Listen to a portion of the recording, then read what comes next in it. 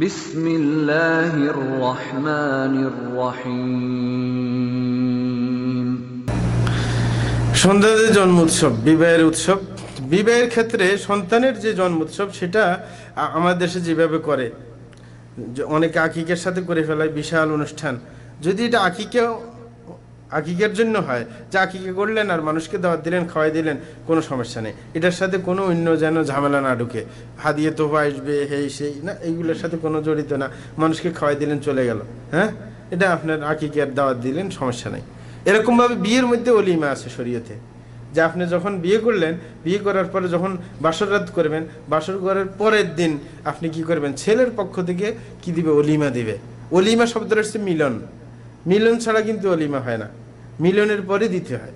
স্ত্রীর সাথে মিলনের পর খুশিতে কি করে দিতে হবে, যেমন আমি খুশি হয়েছি আমার বউ নিয়ে। আরও অনেক মানুষ আছে কি বিয়ে করে না বা বিয়ে করছে অনেক দিনে গেছে, ঠিক না, ওই বেচারার একটু খুশিতে শরিক করা।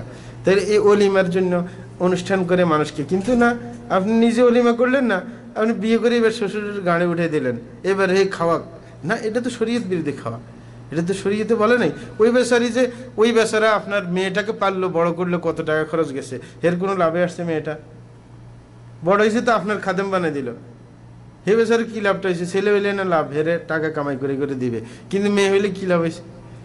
হে তো বড় হয়ে যখন কি সেবা করতে পারবে মানুষকে, তখন তো সেবা করাইতে দিয়েছে কি আপনার সেবা, হ্যাঁ, মৃত্যু পর্যন্ত আপনার বেলায় বেলবে, আপনার সাথে শুইবে, আপনার সন্তান জন্ম দিবে, আপনারে খাওয়াইবে লইবে, বাপের কি ফায়দাটা হইল?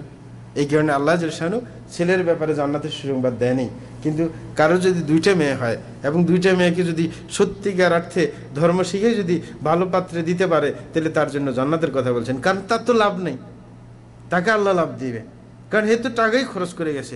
একটা মেয়েকে বড় করে শিক্ষা দীক্ষা দিয়ে কত টাকা যায়, কিন্তু শেষ পর্যন্ত আরেকজনের উপকারে আসে, হের কি উপকারে আসছে? তা আল্লাহ বলছে ঠিক আছে, আমি জান্নাত দিয়ে দিলাম তোমার।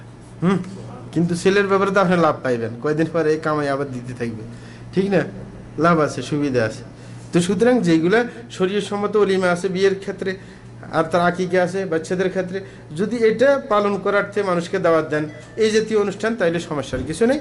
কিন্তু এটার সাথে যেন অন্য হারাম কাজ না লাগে, অনেকে গান বাদ্য এটা সেটা আর অনেক জিনিস না, এগুলো লাগতে পারবে না।